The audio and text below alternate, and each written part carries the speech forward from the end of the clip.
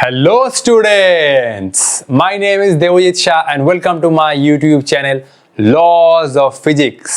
तो ये वीडियो है इलेक्ट्रोस्टैटिक पोटेंशियल एंड कैपेसिटेंस का लेक्चर नंबर 31 और आज के वीडियो में हम सीखने जा रहे हैं जेईई मेंस 2020 का एक बहुत इंपॉर्टेंट प्रॉब्लम।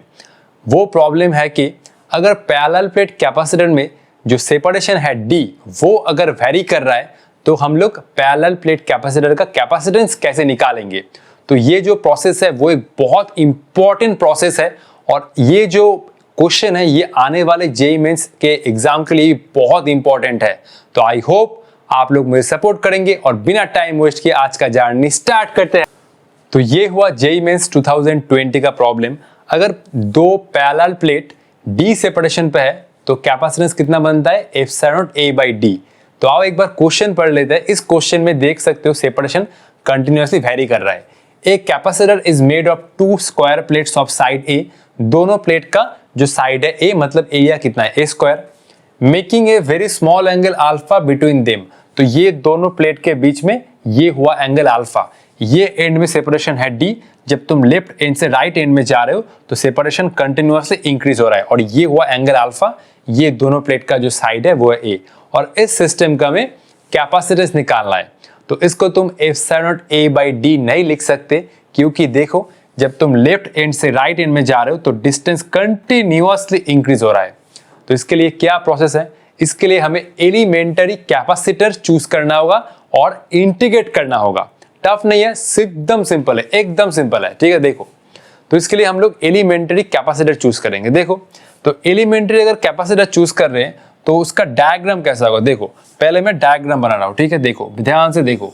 तो ये हुआ हमारा जो ये वाला प्लेट है, नीचे वाला प्लेट, उसको मैं डायग्राम ड्रॉ कर रहा हूं। ठीक है, ये देखो ये हुआ नीचे वाला प्लेट। ठीक है, ये मैं डायग्राम ड्रॉ किया। ठीक है, चलो इसको स्क्वायर बनाते हैं क्योंकि प्लेट का हर एक प्लेट का जो साइड लेंथ है वो है a। तो ये मैंने बनाया स्क्वायर जैसा कुछ। ठीक है, तो ये हुआ स्क्वायर। अच्छा स्क्वायर बना, चलो ठीक है कोई बात नहीं। और एक बार ड्रॉ कर लेता हूं। देखो ये हुआ स्क्वायर ना। अब ठीक है, ये हुआ कुछ स्क्वायर जैसा। ठीक है, ये हुआ नीचे का प्लेट और जो ऊपर वाला प्लेट है वो कितना है, अल्फा एंगल ऊपर है। ठीक है, तो हमने क्या किया, हमने x डिस्टेंस गया। ठीक है, x डिस्टेंस गया और हमने ये एक प्लेट बनाया।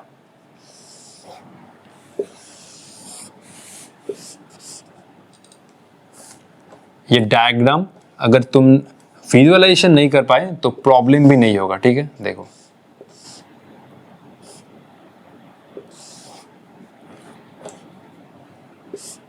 एक मिनट रुक जाओ।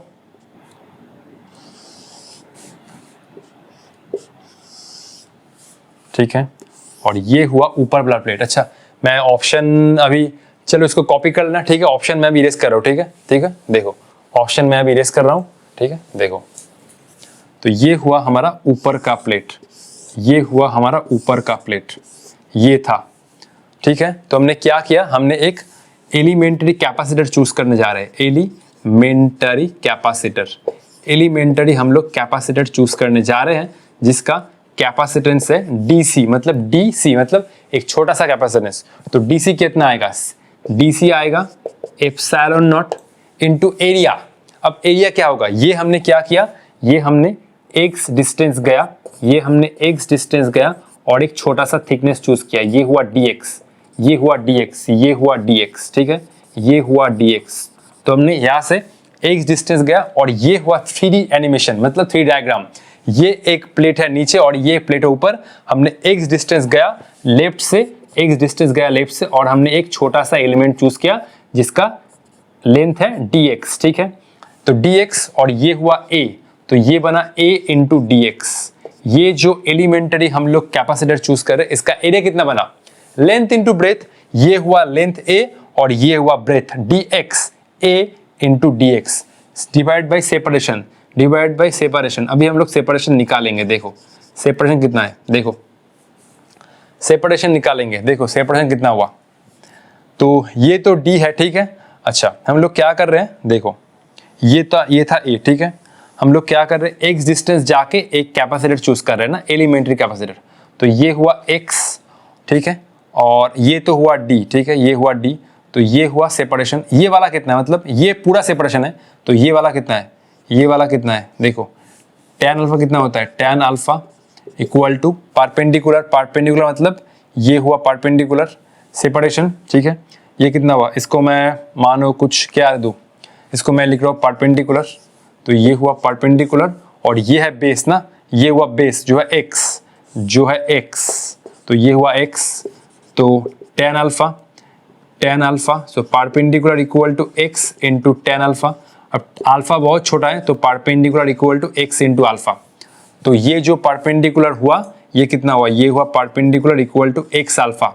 तो हमने क्या किया, x डिस्टेंस जाके एक छोटा सा कैपेसिटर चूज किया जिसका एलिमेंटरी जो है, एलिमेंटरी कैपेसिटर जो है जिसका कैपेसिटेंस है D small c epsilon naught a dx क्या है, एरिया, तो x गया, फिर हमने एक एलिमेंटरी कैपेसिटर चूज किया जिसका ये वाला लेंथ है a और ये हुआ थिकनेस dx, और सेपरेशन कितना है, सेपरेशन हम निकालने जा रहे हैं, तो ये हुआ, देखो ये कितना है स्मॉल d और ये आया x अल्फा, ये वाला, तो सेपरेशन आया, सेपरेशन जो हमने एलिमेंटरी कैपेसिटर चूज किया उसके लिए दोनों प्लेट का सेपरेशन हो जाएगा d प्लस x अल्फा, ये हुआ d, ये वाला हुआ d और ये हुआ x अल्फा, tan अल्फा छोटा है तो परपेंडिकुलर x अल्फा, तो ये हुआ epsilon not into a dx और ये हुआ d प्लस x अल्फा।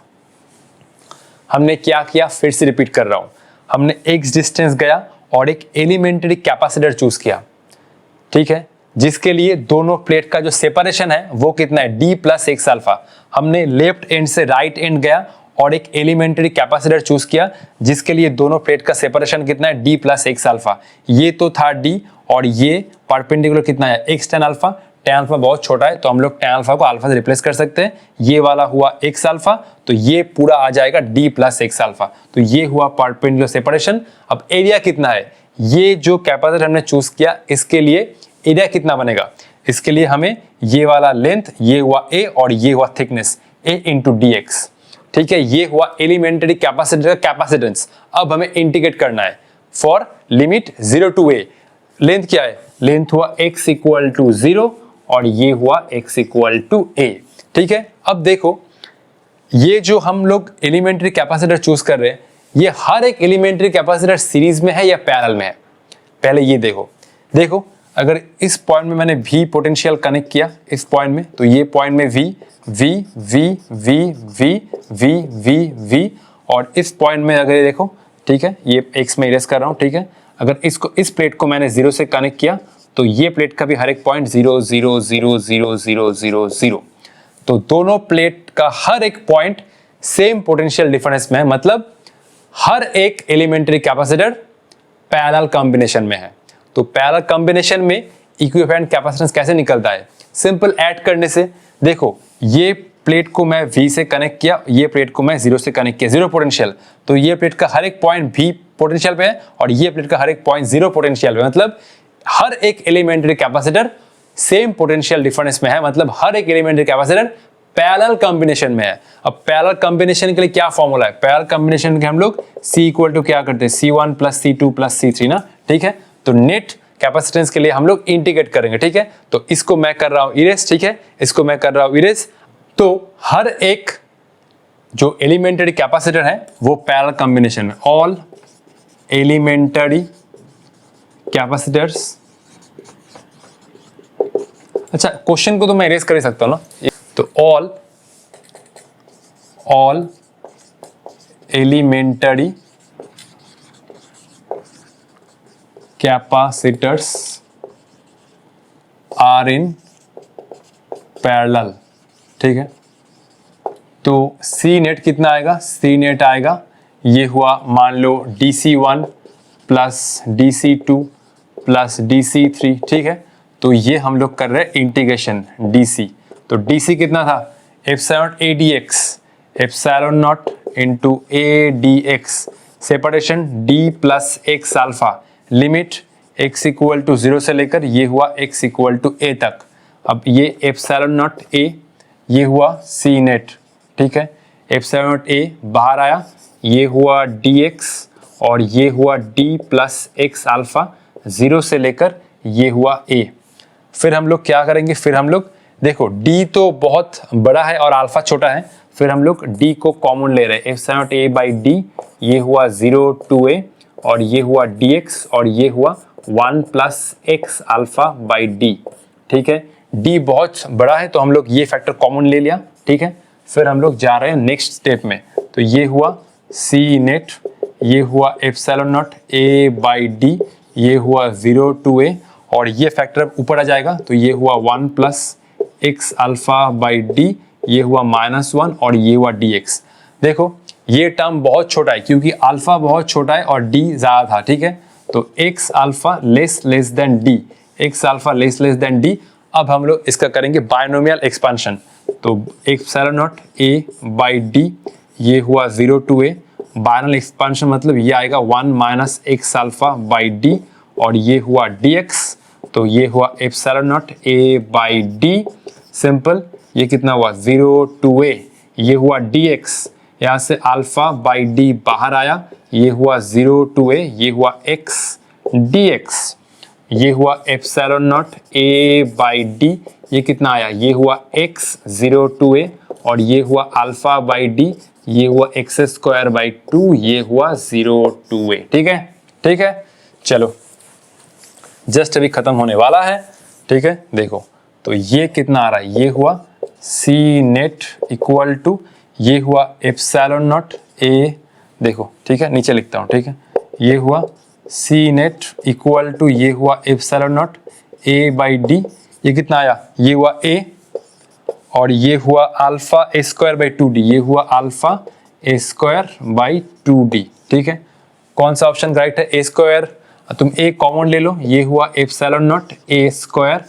ठीक है, ये हुआ 1, ये हुआ alpha a by 2d, a common ले लो, तो a कॉमन लेने से ये टर्म बन जाएगा 1 और एक a कम हो जाएगा, तो option a is correct. And that is the best method to calculate the capacitance जब दोनों प्लेट के बीच में सेपरेशन वेरी कर रहा है। तो ये परफेक्ट अप्रोच था और इसके लिए हमें बायनोमियल एक्सपेंशन का सहारा लेना पड़ा। तो इसके लिए हम लोग क्या किया, पहले एलिमेंट्री कैपेसिटर का जो कैपेसिटेंस है DC निकाला, epsilon a dx divide by d plus x alpha. फिर हम लोग ये d को कॉमन ले लिया, फिर हम लोग ये d को कॉमन ले लिया क्योंकि d ज़्यादा था और ये फैक्टर में देखो अल्फा बहुत छोटा है, तो हम लोग ये फैक्टर को बायनोमियल एक्सपेंशन कर रहे हैं 1 plus x alpha by d, तो ये बना 1 माइनस, फिर तो इंटीग्रेशन प्रोसेस है। ठीक है, तो आई होप आप लोगों को ये प्रॉब्लम बहुत हेल्प करेगा। तो मिलते हैं नेक्स्ट वीडियो में। नेक्स्ट वीडियो में हम लोग स्टार्ट करने जा रहे हैं क्या, मिरर सिमेट्री और पैरेलल एक्सिस सिमेट्री प्रॉब्लम। तब तक पढ़ाई करते रहो। All the best.